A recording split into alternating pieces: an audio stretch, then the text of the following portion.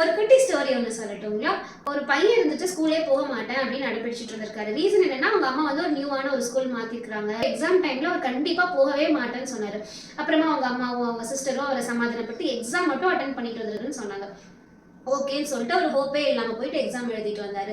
Result வந்து பார்க்கும்போது 1600க்கு அவர் 1480 வாங்கினாரு. அதுக்கப்புறமா அவர் வந்து அவர் ஆட்டிடியூட் ஃபுல்லாவே மாறிடுச்சு. எல்லா நாளுமே ஒரு பெர்ஃபார்மன்ஸ் ரொம்ப நல்லா இருந்தது.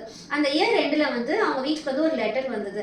சாரி, மார்க் வந்து நாங்கள் மாற்றி போட்டிருக்கோம், உங்கள் பையன் வந்து 780 தான் வாங்கினாரு, 1480 வாங்க கிடையாது அப்படின்னு.